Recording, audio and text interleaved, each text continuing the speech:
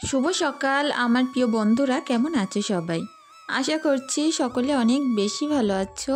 আমরাও না বেশ ভালো আছি। ভারতের ছোট্ট একটি গ্রাম থেকে আমি রূপা, ব্লগার রূপা চ্যানেলে সকলকে স্বাগত জানিয়ে আজকের ব্লগটি শুরু করছি।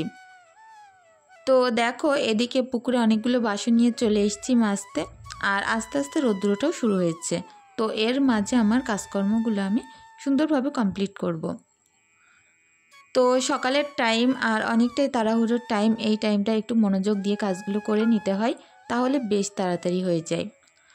আর যেহেতু রাতে করে বাসন মাজাই হয়, তো সকালবেলা বেশি একটা হয় না, তো এই কটাই হয়েছে। তো একটু সাবান, একটু ছাই, এগুলো সুন্দর করে মিশিয়ে মাজলে না বাসন বেশ দারুণ চকচক করে। আর এই যে হাঁড়িটা দেখছো, এটা হচ্ছে দুধ জাল দেওয়া হাঁড়ি, আর এটাতে আমি যখন উনুনে দুধ জাল দিই তখন এতে করেই জাল দিই। তো যেহেতু ঈশার জন্য প্রত্যেক দিনই দুধ নেওয়া হয়, ওই কারণে না এই ছোট্ট ছোট্ট হাঁড়ি রাখতে হয় দুধ জাল দেওয়ার জন্য। কড়াটাই কাল রান্না করেছিলাম, কিছুটা একটুখানি পুড়ে পুড়ে গেছিলো তলাটা, তো সেটা এখন মেজে পরিষ্কার করে নিচ্ছি। আর এটা সকালবেলা আমি পানি দিয়ে ভিজিয়ে রেখেছিলাম, যার কারণে না ময়লাটা উঠতে একদমই লেট হলো না। তো রোজার সামনেই একটা মনে অনেক বড় আনন্দ, তার মধ্যে কাজকর্মগুলো করছি, আর দিনটাও কিন্তু বেশ সুন্দর। কাচা ধোয়া করতে করতে এমনই হয়ে গেছে, ঘরে কাচার মতো কোনো জিনিসই নেই। প্রত্যেক দিন অনেক কাচা ধোয়া করা হয়, তো সেই কারণে অনেকে দেখছি রোজা বলে অনেক অনেক জামাকাপড় বার করছে কাচার জন্য। তো আমি ভাবছি আমার জামাকাপড় কোথায় আর কাচার মতো। তো একটা মশারি আছে বাকি, আর বেডশিটটা তুলে দেবো, দিয়ে একটু কেচে দেবো কালকের দিকে, দিলে আমার হয়ে যাবে ঘরবাড়ি পরিষ্কার।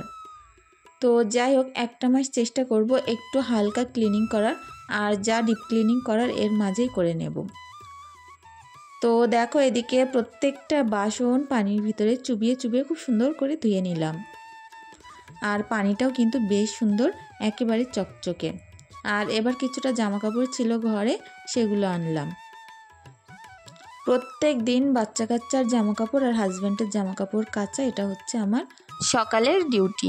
তো যাই হোক, বাইরে মানুষের সঙ্গে গল্প করার থেকে ঘরের কাজগুলো সেরে ফেলাই ভালো।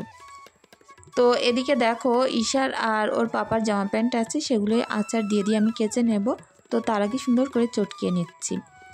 জামা কাপড় চটকানোর কাছেও কিন্তু ময়লা ওঠে, আর এগুলো বলতে পারো বাচ্চা কাচ্চার জামা কাপড়, এক আধবার পরেছে খুলে রেখেছে, খুব একটা নোংরা নেই।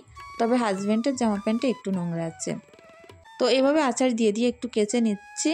আর আমার কাছে না জামা কাপড় জিনিসটা একটু আচার না দিলে মনে হয় পরিপাটি হয় না। তো যাই হোক, সাদা জামা পরলে যে হাজব্যান্ড পরের দিন আর দেখার মতো থাকে না, এতটাই বেশি নোংরা হয়ে যায়। তো যে ব্যাগেই খুলে রেখে দিই আমি সেই ব্যাগেই কেচে রাখার চেষ্টা করি। তবে কাল বিকালবেলা খুলেছিল, আর না শরীরে পারিনি। কালকে ওই যে ছাদটা পরিষ্কার করলাম সারা বিকেল, তার কারণে এই কাজগুলো হয়নি। তা নয় বেশিরভাগ দিন হাজব্যান্ড এসে বিকালবেলা খোলে, আর সঙ্গে সঙ্গে আমি কেচে দিয়ে রাখি। তো এদিকে দেখো, আমার জামাকাপড় কাচা প্রায় কমপ্লিট, আর আমার ওই পুকুরের যে পাড়টা দেখতে পাচ্ছ একেবারে ভেঙে ধসে যাচ্ছে। ওটা এতটাই বেশি চওড়া করা ছিল যে ওখান থেকে অন্তত একটা ভ্যান একটা সাইকেল যেতে পারবে, এত চওড়া ছিল। তো পুকুরে প্রচুর মানুষ কাচা ধোয়া করে, আমাদের গ্রামের বলতে পারো অনেক মানুষ আসে আমাদের পুকুরে কাচা ধোয়া করতে। তো এত পরিমাণে পানিতে নাড়াচাড়া লাগে না, যে ভাঙতে ভাঙতে পুরো পুকুরের ধারবার পুরো ভেঙে গেছে।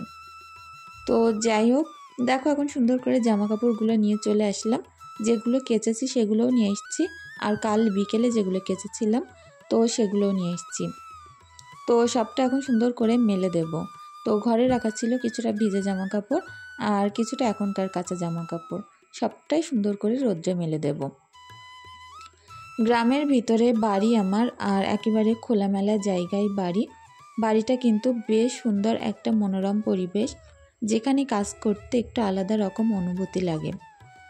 সংসারে প্রথমেরই সবারই একটু একটু সমস্যা, কি এক জায়গা থেকে আরেক জায়গায় এসে বিভিন্ন রকম অসুবিধা আমরা ফেস করি। তো প্রথম যখন আমাদের বিয়ে হয় না, তখন যে সমস্যাগুলো হয় সেগুলো যদি একটু অ্যাভয়েড করতে পারি, তারপরের যে জীবনগুলো আস্তে আস্তে আসতে থাকে সেটা কিন্তু অনেকটাই সুখের। আর আমাদের এই যে বিলে দেখো ওই মেশিন লাগিয়েছে, তো বিলের পানিগুলো সেচে ফেলবে, কাল ফেলতে পারে ফেলবে, তা না হয় 2-1 দিন বাদেই পুকুরের পানিগুলো সেচে ফেলবে। তো যাই হোক, পুকুর ছেঁচার সময় এত আনন্দ হয় কি বলবো। এবছর তোমাদের সঙ্গে অবশ্যই শেয়ার করব যে আমাদের ওই যে বিল পুকুরটা ছেঁচার পরে কেমন মাছ হলো। তো অন্যান্যবার আরও বেশি হয়, এবছর কম হবে। তো যাই হোক, কিছু করার নেই, মাছ দেখেই বোঝা যায় যে কোন বছর বেশি হবে কোন বছর কম হবে। তবে এই বছর মাছ ছাড়া হয়েছে বেশি, আর প্রায় 3 মাস মতো পানিতে পুরো বুড়ে ছিল, মাছ চারিদিকে বেরিয়ে গেছে। তো সেই কারণেই আর কি। তো তারপরে দেখো ঘরে চলে আসলাম, বিছনা গোছাবো। যেহেতু ঈশা ঘুমাচ্ছিল, তো সেই কারণে বিছনাটা আর গোছানো হয়নি। তো এখন সুন্দর করে জালনা টালনাগুলো খুলে দেব। ঘর গোছাতে আসলেই না মনে হয় আগে জালনা খুলে দিই, তা নয় ঘরের ভিতরে কেমন যেন একটু দমবন্ধ মতো ভাব লাগে। তো সেই কারণে জালনা কটা আগে খুলে দিলাম। এখন যে বাইরের প্রাকৃতিক হাওয়া বাতাসগুলো আসবে তাতেই মনটা জুড়িয়ে যাবে। এখনও পর্যন্ত গরম সেইভাবে আসেনি, তারপরেও না গরমের বেশ একটা আভাস লাগছে। দুপুরবেলা করে পাখা ছাড়তে হচ্ছে। তো ভাবছি গরম পড়লে কি হবে, এতদিন তো বেশ একরকম ছিলই, আর গরম পড়লে কাজকর্ম করতে কিন্তু একটু কষ্ট হয়। তবে যাই বলো, শীতকালের থেকে না গরমকালটা আমার বেশি ভালো লাগে। কারণ শীতকালে ওই যে পানি ঘাটাঘাটির কাজ আমাদের মেয়েদের বেশি করতে হয়। যাদের বাড়িতে হয়তো কাজের মানুষ আছে তো তাদের ব্যাপার আলাদা, আর আমার তো সমস্ত কাজই একা করতে হয়। বিশেষ করে কাচা ধোয়া, বাসন মাজা সারাদিন আমার অনেক করতে হয়। ওই কারণে না শীতকালের থেকে গরমকালটা আমার বেশি ভালো লাগে। তো এই ঘরটা গুছিয়ে পরিপাটি করে দিচ্ছি, কারণ সিমরানকে এই ঘরে পড়াতে আসবে, আর এই ঘরে ঢুকবো না, সুন্দর করে গুছিয়ে রেখে দেব। পড়াতে আসবে যখন, তখন একেবারে এই ঘরে পড়ে উঠে গেলে আবার একবার গুছিয়ে নেব। তো বাচ্চা কাচ্চার ঘর আমার মনে হয় একটু আলাদা করাই ভালো, যাতে করে সুন্দর করে পরিপাটি করে তাদের মতো করে গুছিয়ে রাখতে পারি। যেমন ধরো বই খাতা, ব্যাগ, জিনিসপত্র যখন ওকে পড়াতে আসে তখন না আর আমার এদিক ওদিক করতে হয় না। কারণ এই ঘরে এরকম হাতের কাছে সমস্ত বই আমি রেখে দিই, আর পেন্সিল রাবারগুলো একটা আমার পকেট মতো করা আছে সেখানে রাখি। তো এতে করে ঘরটাও সুন্দর গোছানো থাকে, আর পড়াতে আসলে আর এদিক ওদিক করতে হয় না জিনিসপত্র খুঁজতে। আর একেবারে নিস্তব্ধ দরজা জানলা দিয়েই ওকে পড়াই। জানলাটা চেপে দেওয়া থাকে, দরজাটা লাগিয়ে দিয়েই ওর পড়াটা কমপ্লিট করাই। কারণ কি বলতো, ঈশা প্রচুর বেশি দুষ্টুমি করে, আর সিমরানের সঙ্গে ও গিয়ে বসে থাকে পড়বে বলে। আর কোনো রকম যদি শব্দ পায় যে ও ঘরে পড়াতে এসছে, তো দৌড়ে চলে যায় ওই ঘরে থেকে, এ ঘরে আর আসেই না। তো তার কারণে দরজা বন্ধ করেই সিমরানকে পড়াই। তো যাই হোক, এদিকে চলে আসলাম এখন আমার উনুনটা লেপতে। ভাঙাচোরা উনুন হোক আর যাই হোক, লেপে মুছে পরিপাটি করে রাখি। প্রত্যেক দিন সুন্দরভাবে লেপে মুছে এতে রান্না করার মজাই আলাদা, মনে হয় যেন নতুন উনুনে আমি রান্না করছি। তো এদিকে দেখো খুব সুন্দর করে লেপে নিলাম, আর নিচেটাও এখন লেপে নেব। নিচেটা না খুব সুন্দর শক্ত মাটি, এটা না ফাটে আবার না কিছু হয়, এরকম লেপে দিলে পুরো সমান থাকে। আর শুধু উনুনের ওপরটাই এত বারবার ভাঙে চটে আর ভেঙে ভেঙে পড়ে যায়। তো যাই হোক, জায়গাটা মোটামুটি পরিষ্কার করলাম, আর এখন করে দিলাম ঈশার জন্য একটুখানি এই যে সুজি করলাম দুধ দিয়ে, গরুর দুধ দিয়ে সুজি করেছি, যেটা ওর অনেক বেশি পছন্দ। এর মধ্যে একটুখানি তাল মিশ্রি গরুর দুধ অ্যাড করেছি, আর একটুখানি ঘি দিয়েই ওকে বানিয়ে দিয়েছি। আমার মেয়ে যেহেতু একটু মিষ্টি খেতে বেশি ভালোবাসে, সেই কারণে ওকে এরকম মিষ্টি মিষ্টি সিমুই, লাচ্চা, তারপরে সুজি এরকম টাইপের খাবার আমি বেশি বানিয়ে দিই। তবে মিষ্টিটা একেবারে নামে নামে দিই। তো উনুনটা ধরাতে চলে এসেছি, আর মোটামুটি ওই অল্প অল্প করে পাতা দিচ্ছি, কাঠ দিচ্ছি, আর এরকমভাবে জ্বলে উঠল আস্তে আস্তে। এই শুকনোর সময় উনুন ধরানোর কাজটা একেবারে কঠিনই না, জানো তো। যেই কিছু দিই একেবারে দাও দাও করে উনুনটা ধরে ওঠে। তো এখন সুন্দর করে কড়া বসিয়ে দিলাম, আর রান্নাটা কমপ্লিট করব। তো দেখো এদিকে কড়াইয়ে তেল দিয়ে দিলাম, আর এটা সুন্দর করে গরম করে পেঁয়াজ, আদা, রসুন দেব, দিয়ে একটুখানি ডয়রা কলা করব। অনেকে দেখেছি ডয়রা কলার মধ্যে মাছ দেয়, তবে আমার একদমই মাছ দিতে ভালো লাগে না। ডয়রা কলাটা আমার মনে হয় একটু কষা কষা হবে, তাহলেই খেতে ভালো লাগবে। তো ডয়রা কলা, আলু আমি কেটে রেখেছি, তার জন্য মশলাটা রেডি করে নিচ্ছি। নুন, হলুদ আর একটুখানি জিরের গুঁড়ো দিয়েছিলাম, আর একটুখানি লঙ্কার গুঁড়ো। তো এগুলো দিয়েই আমি এই যে কলা আলুটা তুলে দিলাম। আর এটা না নিরামিষ হয়, হয়তো মাছ মাংস দেওয়া পড়ে না, তবে খেতে যে কী দারুণ লাগে কি বলবো। আর এর সঙ্গে করব আজকে একেবারে পুরোপুরি একটা নতুন সবজি। অবশ্যই তোমরা পাশে থেকো, আশা করছি সবজিটা দেখলে তোমাদেরও বেশ ভালোই লাগবে। তো যাই হোক, এই যে গরম গরম মিঠা মিঠা গরম পড়ছে, এই টাইম থেকেই শুরু হয় এইটা খাওয়া, আর সেই একেবারে গরমের আগ পর্যন্ত খাওয়া চলে। তো আমাদের বাড়িতে তো সবাই পছন্দ করে, আর অবশ্যই তোমাদের সঙ্গে আমি কি রান্না করছি সেই গরমের সবজি শেয়ার করব, তোমাদেরও বেশ ভালোই লাগবে। তো উনুনে কাঠ শেষ হয়ে যায়, বারবার কাঠ দিতে হয়, আর এরকমভাবেই রান্না করতে হয়। আর এদিকে কলা আলুটা সুন্দর সিদ্ধ হচ্ছে, আর আমি এরকম ঢাকা চাপা দিয়ে দিয়ে একটুখানি বাদে বাদে নেড়ে দিচ্ছি।